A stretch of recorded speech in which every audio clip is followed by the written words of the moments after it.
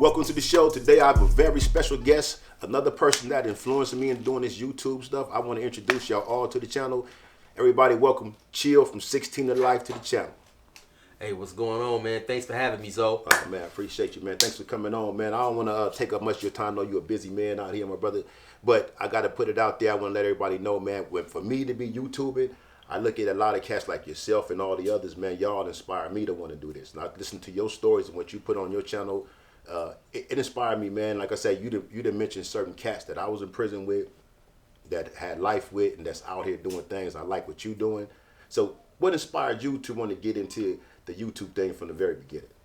Well, you know, to keep it real, like I always say on my page, man, I stumbled across YouTube as far as the prison stories are concerned. I be rapping, man. So, you know, I initially created a YouTube to put my material on. You know, I realized that by doing all this time, I get out, I'm 46, 47, I'm older. Yeah. So YouTube would help me to get more exposure. And so at some point in time, the studio that I was going to, the producer, he caught COVID.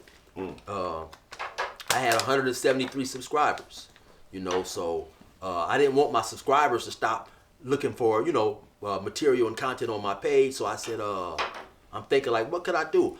I realized that and remembered that a lot of times when I told people that I'd done 24 years straight, they was intrigued. And so I started just telling prison stories. 24 years straight. Whoa, man. Hey, man. You know, people understand this. I try to keep it with cats like yourself who didn't care from what I didn't came from. You had life, I had life. We out here doing our thing. Salute to you, brother. Stay doing your thing. But you know, I like to shed light on that because people don't look at us. They see us out here, and they just like you don't understand what we've been through. And you see us doing anything positive, man. You know, don't hate on us. You know what I mean? Because it's a lot of cats that had life in prison that's out here that's doing bad, bro. That's not able to think.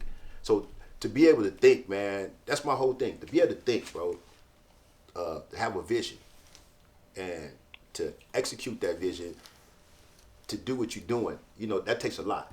So that's why I say I salute you on that. I applaud you on that. And like I said, you motivate me, you know what I mean, to doing what I do, man. And I mean, hey, man, just keep doing your thing, brother. You know what I mean? And you own one, man. You know what I mean? So like, let's tell everybody where you grew up at, man. I'm about of a town called Banning, California. It's a small town in Riverside County. Okay. Oh no, back to by Beaumont and all that. Yes, sir. Yep. That's where you caught all your time at out there. Yep. Banning, born and raised, Banning, California. Yep. And you caught 16 to life. Yeah, they ended up giving me. Well, I had two cases. I had an attempted murder. And I had 3 attempted murders. I ended up being charged with that and found guilty of great bodily injury. And I got 9 years on that. And then for one of the people that they claimed I was attempting to shoot at, I got life. So I ended up with 9 years plus life on an attempted murder.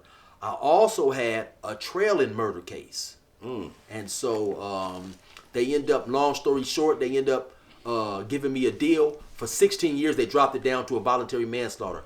But they wouldn't run that consecutive. They wouldn't run that concurrent with the other case. So what they end up doing is they ran the 16 and the 9 together, but ran the life bow-legged to that. So instead of 9 plus life, I ended up with 16 plus life. I had to do the 16, half of that, and then I was eligible to start doing the life sentence, which was 7 years. After you do 7, then you're eligible for parole. So I had 16 plus life. Wow, man, that's man, woo, like just life period. You know what I mean? Just life period, man. For people who don't know, life is life, man. Just life is life, man. So what about some of the places you've been? Like, where do we start off your time at? What receptions you go to? I went to Tehachapi, and then from Tehachapi, I stayed there maybe 3-4 months. Then they shot me to Salinas Valley. Oh, you went to Tehachapi Reception Center? Tehachapi Reception Center and straight to Salinas Valley. How was that? Man, you know, I had never been to prison before, so it was an eye opener. And you know, seeing a lot of stabbings, a lot of fightings and stuff. But it's crazy because I didn't really, since I had never been to prison before, I didn't even realize how dangerous Salinas was until I got sent to Ironwood, and I could see the contrast in the two. But you know, when you're young, you're at prison, you're trying to catch on. So I wasn't deep into the politics much. I'm just trying to, I'm trying to survive. I'm trying to figure things out. And I always like to say, man, it was a dude by the name of Big H, Big Heron from the Grandies, man. He happened to just, back then, it was still, Rest in peace, right? Rest in peace, yeah. It was still Crip Love, it was still Black Pride, and he happened to see me up there, man, and just pulled me into the cell, and laced me to the game a little bit and taught me some things and stuff. So, rest in peace to Big H, man. I appreciate you, and basically that was my introduction to prison. Yeah, I had a chance to meet Big H one time, man. I think he came through Centinela before I went home at one time. And just so much about him, man. I'm glad you mentioned that, because I haven't heard nobody mention that name in a while. But just like I say, rest in peace to Big H, man. He's definitely a notable figure in this structure out here, man. But so you did all your time. You said you left from Salinas then to Ironwood. I left from Salinas and then I went down to Ironwood. How was that? Ironwood, it was a level 3, so it wasn't it wasn't quite as active as Salinas. Yeah. But it still had its rough spots, And I think the difference between dropping from a level 4 to a level 3 and then from a level 3 to a level 2, each time you drop down, there's just a little bit less structure. And, the level 4s is violent and they cracking, but the good thing about it is a lot of times things don't happen as much because of the structure. Yeah. People know how to do more time on them level 4s. But the bad part about that is that, as of course when something do happen on the level 4, it's serious, It's serious, man, and you can lose your life up there, Man, Ironwood was one of the most rowdiest level 3 spots we got down in Southern California. I think Ironwood might be the most riots in Southern California. That's the only level 3 we got, basically, huh? I mean, unless you... Oh, Centinela. Oh, Centinela, yeah. Ironwood is Centinela, yeah. And then depending on when because sometimes Donovan is a level 3, sometimes it's not. But like you say, Ironwood, man, and I don't know if it's the heat. I don't know what it is that makes people, because for those of y'all who may not know, Ironwood is down there in a city called Blythe. And it's in the desert, and it's going towards Arizona. It may be about an hour or two away from Arizona, man. And in the summertime, at 6 o'clock in the morning, it's probably already 85, 90 degrees. By the time we go to Chow and come back at 7:38, it's already 101, 102. And so I don't know, man, if it's the heat that makes people act up. But Ironwood sometimes, sometimes it can get active.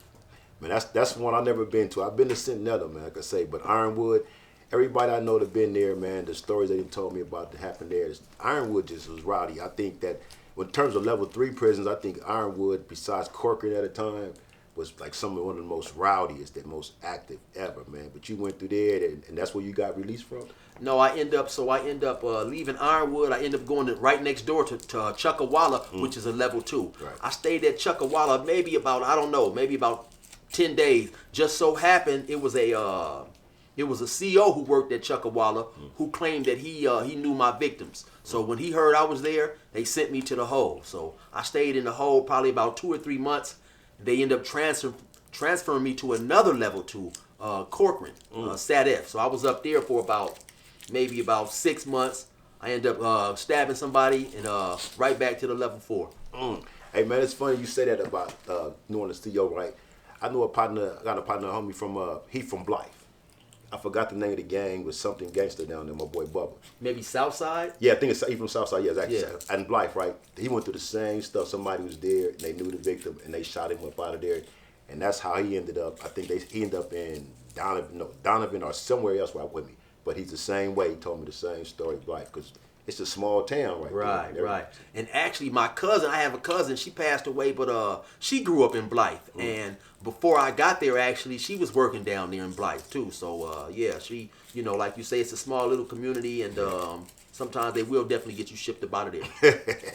Hey, so being from Banning and then Blythe, that's straight down to 10. You ever go out there besides the prison? You ever been out there, Mr. Brown? Yeah, 1 or 2 times, because like I said, I had a cousin that stayed down there. Yeah. So we drove down there, but it was, Blythe was a much smaller town than Banning back in, the early 90s. And so we went down there a time or two, but it's still not much down there today. So, we went down there a time or two just to maybe say hi to our cousin, but I never did too much hanging out down there. That way, Palm Springs, none of them areas down there? Oh, I used to go to Palm Springs periodically. Palm Springs, they got a a section out there called the North End that's extremely dangerous. So don't get the palm trees and the pictures that you see on the postcards mixed up, man. You know, I always got to give a shout out to Gateway. You know, that's the name of them, and they got some real solid dudes down there. And ever since I known them and known to go down there, they was real unified and together, man. And you know, they wouldn't go in for no bullshit, you know.